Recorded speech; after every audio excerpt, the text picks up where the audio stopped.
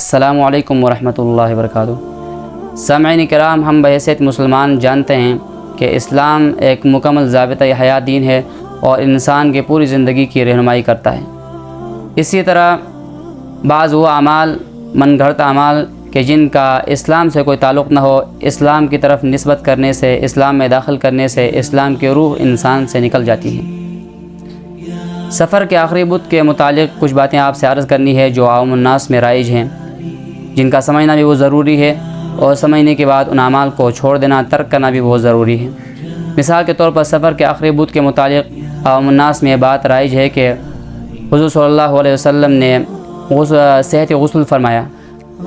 یہ بات کسی دلیل سے ثابت نہیں ہے، اس کے برعکس یہ بات صحیح اور درست ہے اور دلائل سے بھی ثابت ہے کہ حضور صلی اللہ علیہ وسلم کو سفر کے آخری بدھ کو مرض الوفات شروع ہوا یا مرض الوفات میں شدت آئی۔ اسی طرح عوام الناس میں یہ بات بھی رائج ہے کہ سفر کے آخری بدھ کو حضور صلی اللہ علیہ وسلم نے صحت کی خوشی میں، صحت یاب ہونے کی خوشی میں چوری تیار فرمائی، خود تناول فرمایا اور لوگوں میں تقسیم فرمایا۔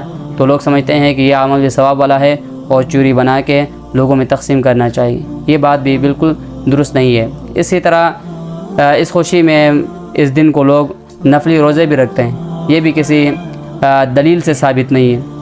تو یہ تمام وہ اعمال ہے کہ جن کا شریعت سے کوئی تعلق نہیں ہے، اس لیے ان اعمال سے بچنا چاہیے، ورنہ آپ صلی اللہ علیہ وسلم کی بہت بڑی وعید ہے ایسے لوگوں کے لیے کہ جو عمل دین میں ثابت نہ ہو اور اس کی نسبت اللہ کے نبی کی طرف کریں۔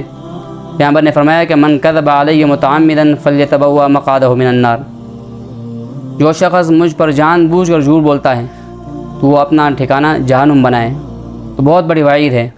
اللہ تبارک و تعالیٰ سے دعا ہے کہ اللہ تبارک و تعالیٰ ہمیں صحیح معنوں میں دین اسلام کی صحیح تعلیمات عمل کی توفیق عطا فرمائے۔ وما علینا الا البلاغ المبین۔